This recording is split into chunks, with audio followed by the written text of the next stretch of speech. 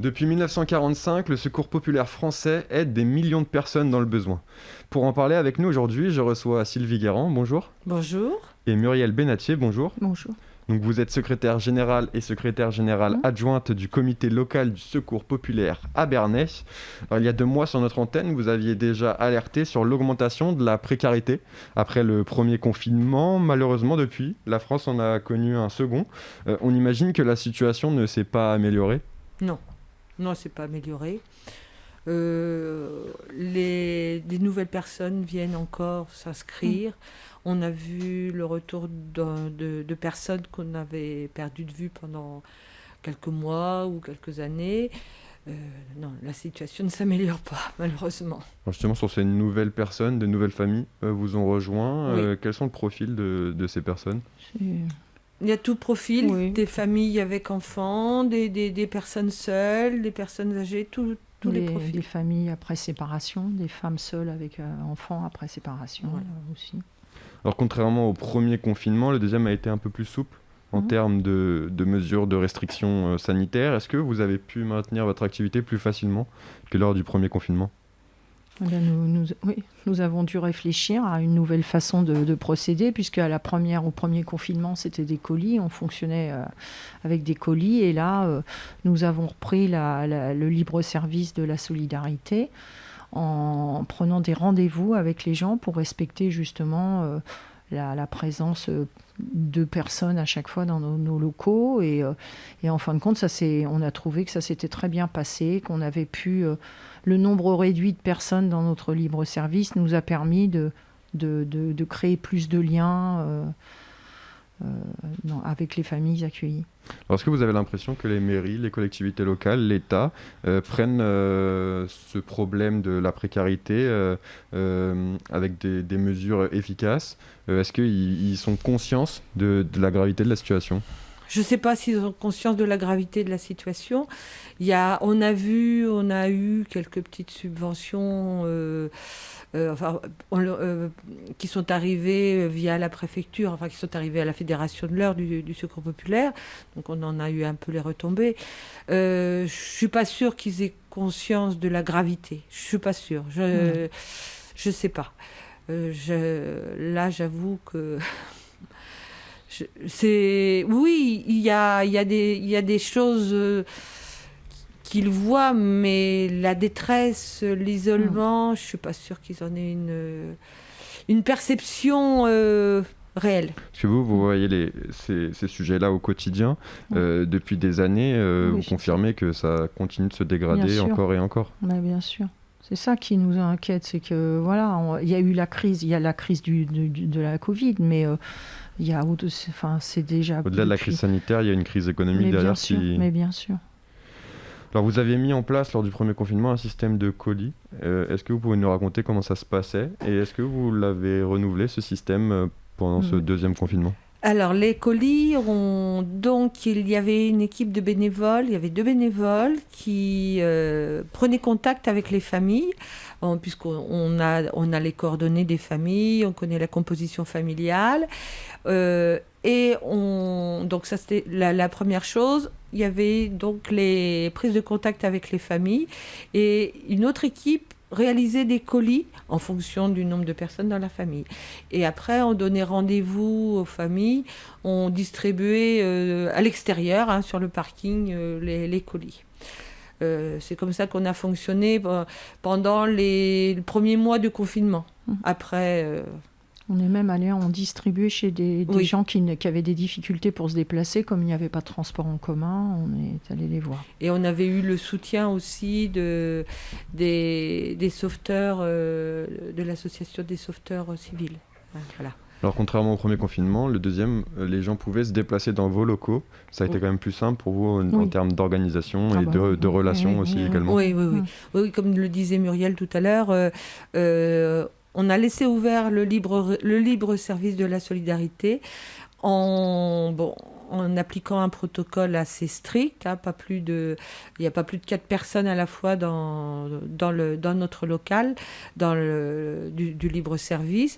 Donc les personnes font leurs courses comme à leur habitude. Et il y a des heures de rendez-vous données de façon très précise et ça se passe bien. Pour éviter qu'il y ait trop de monde dans les locaux.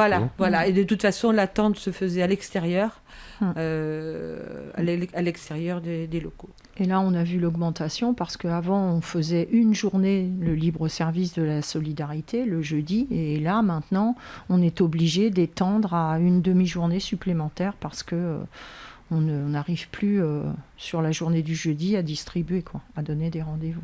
Alors, quel souvenir vous allez garder de cette année 2020 qui a été difficile pour tout le monde et encore plus pour vous ?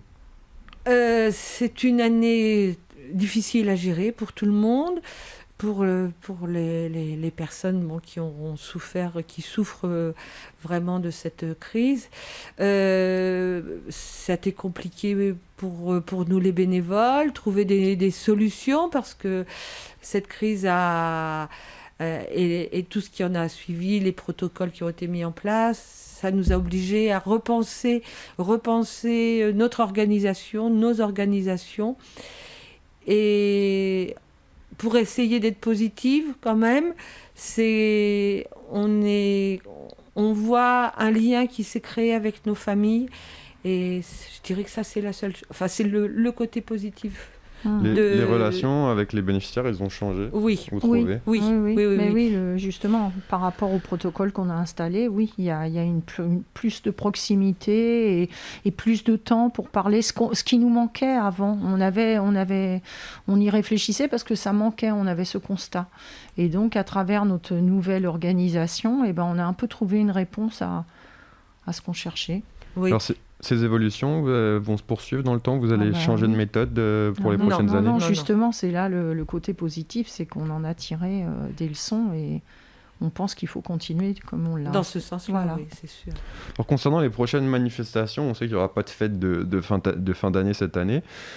Où est-ce qu'on en est ? Est-ce que vous avez de la visibilité concernant les prochaines manifestations de l'année 2021 ? Alors, sur 2021, on voudrait rouvrir au public. Là, pour l'instant, notre local à meubles est rouvert au public les vendredis et samedis de décembre. Par contre, les locaux où on trouve le vestiaire, le bric-à-brac, là, c'est pas rouvert au public. On rouvrira le mercredi 6 janvier. Au public, c'est pareil avec un protocole. Et puis, pour les manifestations à venir sur 2021, on vient d'en parler.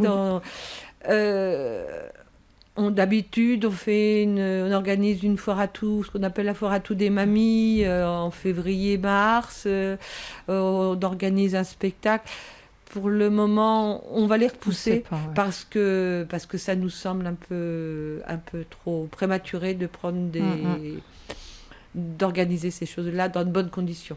Alors avant 2021, il y a quand même Noël. Et avec une bonne nouvelle, apparemment, vous nous dites que les enfants seront plus gâtés cette année. Oui, les enfants et leurs parents, nous, on a la chance... On vient d'organiser ce week-end là, dans les grandes surfaces de Bernay et à Tiberville le samedi, une collecte alimentaire. On est très très contents. Là, on en fait le bilan ce matin. Les gens ont été très généreux, plus qu'à l'habitude. Donc ça nous fait vraiment chaud au cœur. On est vraiment très très contentes. Et puis il y a des élans de solidarité. Les enfants auront un jouet grâce à Arkema, qui organise une collecte de jouets chaque année. De jouets neufs dans l'entreprise. Oui. Voilà. Et puis on a une autre initiative, les boîtes cadeaux. Des boîtes cadeaux qui vont nous être distribuées. C'est l'initiative d'une commerçante de Bernay, Madame Paris, et elle a déjà récupéré plus de 250 boîtes cadeaux. Ce sont des dons de particuliers et elle souhaite les distribuer aux associations solidaires de la ville. Bon, ça fait plaisir en tout cas d'entendre un peu de bonnes nouvelles. Concernant le recrutement, est-ce que vous recrutez toujours des bénévoles ? Alors, Pour l'instant, c'est un gros problème parce qu'on a des gens qui viennent nous voir, mais comme on veut limiter le nombre de personnes dans nos locaux, on est malheureusement actuellement obligé de leur dire que non, on n'a pas... voilà. Or, on voudrait recruter, ça serait une volonté, hein. On voudrait aussi recruter parmi une population plus jeune, parce qu'on voudrait qu'il y ait un relais qui s'effectue. Merci beaucoup à toutes les deux d'avoir été avec nous. Je rappelle que pour pouvoir faire un don, vous pouvez vous rendre sur www.secourspopulaire.fr. Vous pouvez retrouver cette émission en podcast audio et vidéo sur notre site ou sur notre application Radio Sensation.